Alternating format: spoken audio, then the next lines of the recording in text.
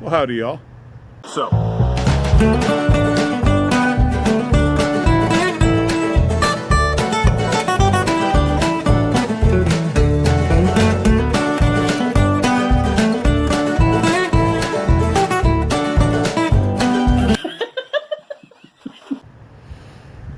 Joffrey the Giant here. I'm going to make a couple of comments about The Hobbit. A little old book you may have heard of. I'm smoking Lagonda right now. A GLP's tobacco. Excellent oriental.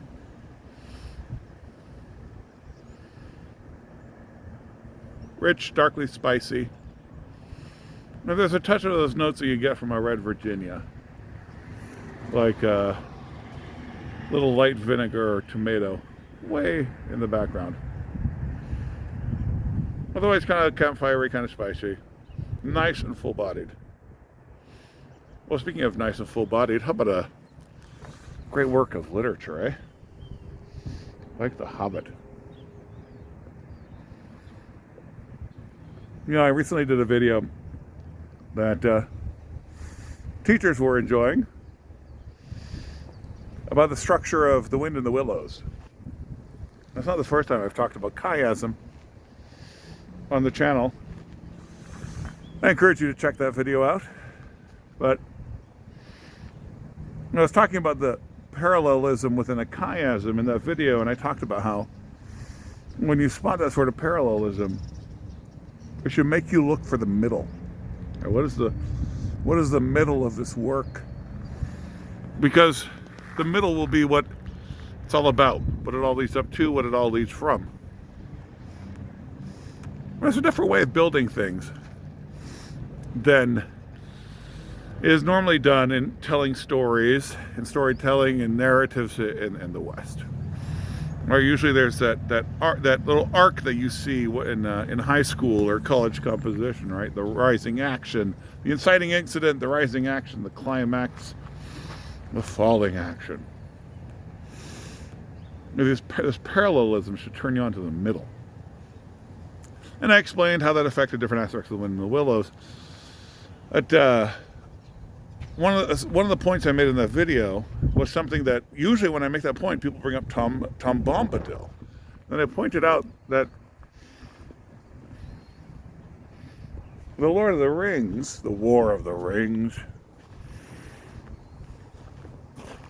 begins and ends on the same note. Right? There's a cosmic battle between good and evil. At the beginning and the end, we have Tom Bombadil and we have the Scouring of the Shire. All right, so we start in the Shire and we have Tom Bombadil, this deep nature, fey sort of figure. Well, in the Scouring of the Shire, many similarities in tone with The Wind in the Willows. Trust me, we're going to get to The Hobbit.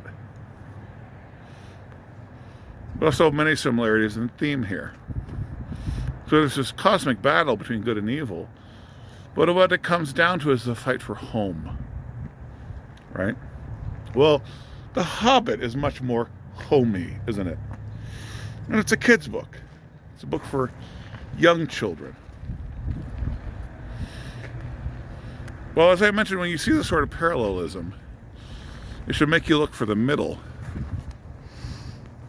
But also sometimes when you know what the center of a work is, it can turn you on to some parallels. And there's a parallel in The Hobbit that you may have noticed yourself that I find super duper charming.